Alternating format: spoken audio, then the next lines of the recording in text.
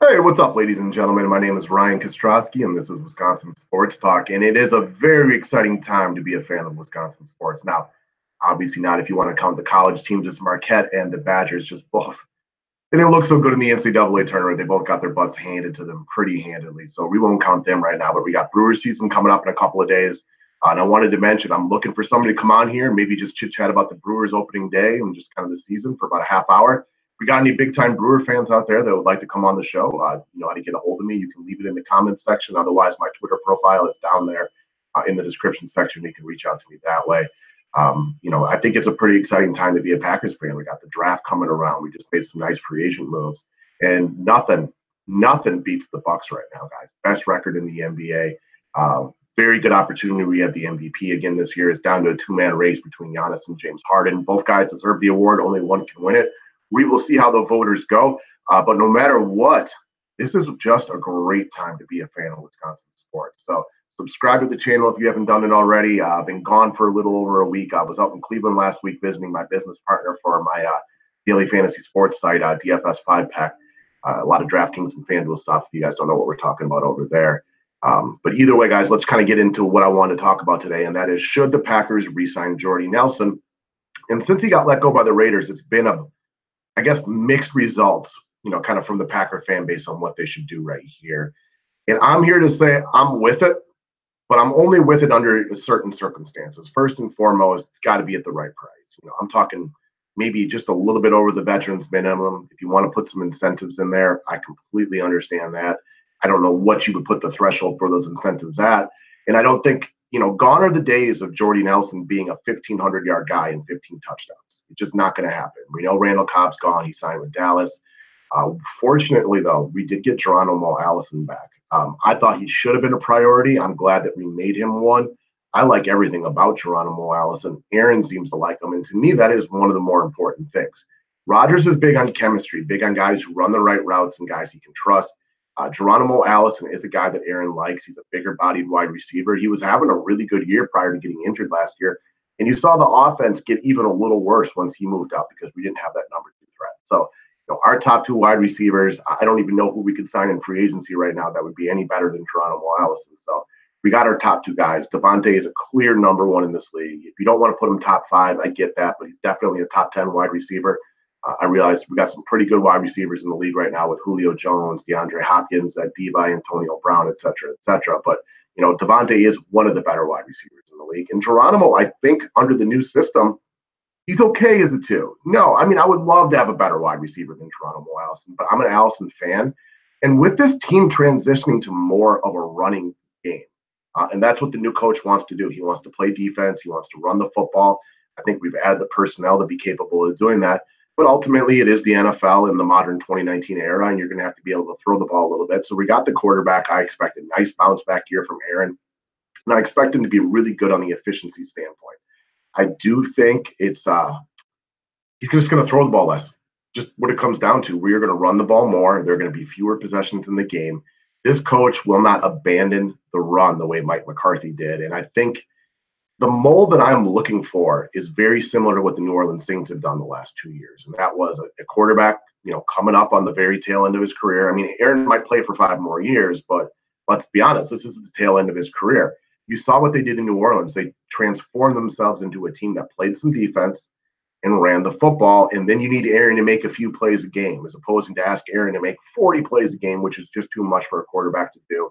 So we're not going to need to be as deep at wide receiver. But if we move over to our depth chart for the Green Bay Packers and we look at the wide receivers that we will have, it's not a very strong list. Again, we've covered Devontae Adams as a clear-cut number one, and Geronimo Allison, who is not up here since ESPN doesn't update their stuff very quickly, will be our number two. But after that, we got Moore, St. Brown, and Valdez-Scantling, and I like all the potential of these young players, but they're extremely unproven, and Green Bay is in a win-now situation.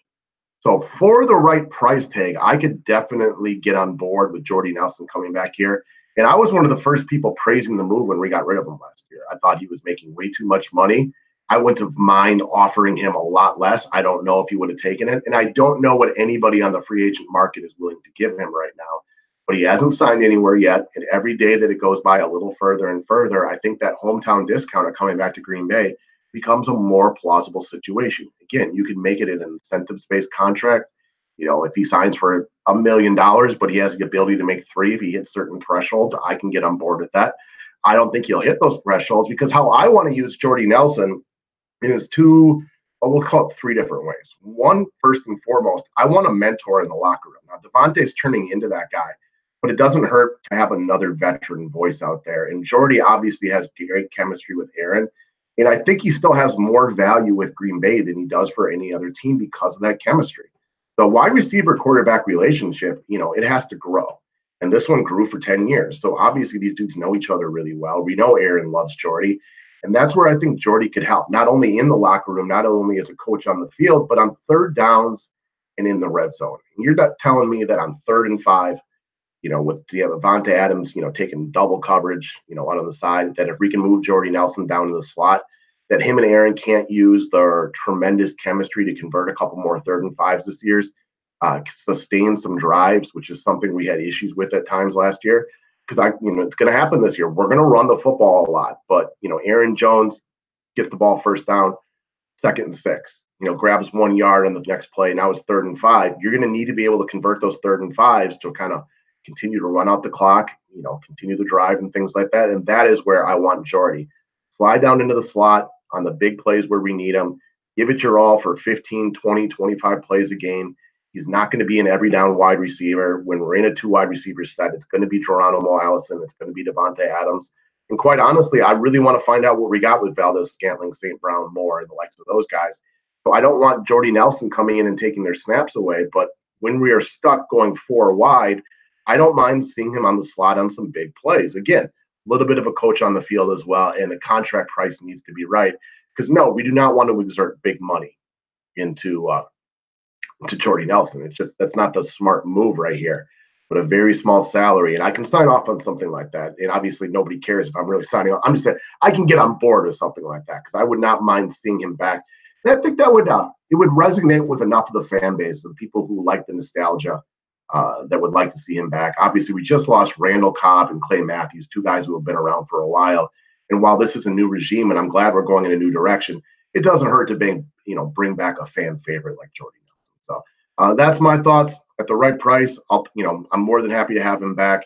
Slot wide receiver on 3rd downs, mentor on the field, but nothing more than that. He's never going to be, 15 touchdowns, 1,500 yards ever again. You're never going to see him, break away from cornerbacks like he once did. I mean, how many great touchdown throws have we seen from Aaron, where ultimately what happened was they ran that long stretch play. You guys know the play I'm talking about where they go way off tackle. It's kind of the exaggerated stretch play. Aaron rolls back around, hits Jordy right down the middle on the double move post, and he goes for a 50, 60, 75-yard touchdown. We've seen that before. It's just not very applicable to the current situation of who Jordy Nelson is. He's not that fast anymore. So 3rd downs, slot, that's where he can be a big help. All right, guys, thanks a lot for watching. I am back this week. We're going to talk some Brewers. We're going to talk some Bucks. We're going to talk some Packers. All 3 sports have things worthy of talking about right now. If you haven't subscribed to the channel yet now, please do so. The thumbs up is always appreciated. And again, looking for anybody who wants to come on and talk about any of these 3 teams with me, just reach out. You can leave a comment in the comment section. Otherwise, feel free to tweet me something. I got my Twitter profile linked down there in the description section as well. Have a great day, guys, and talk to you soon.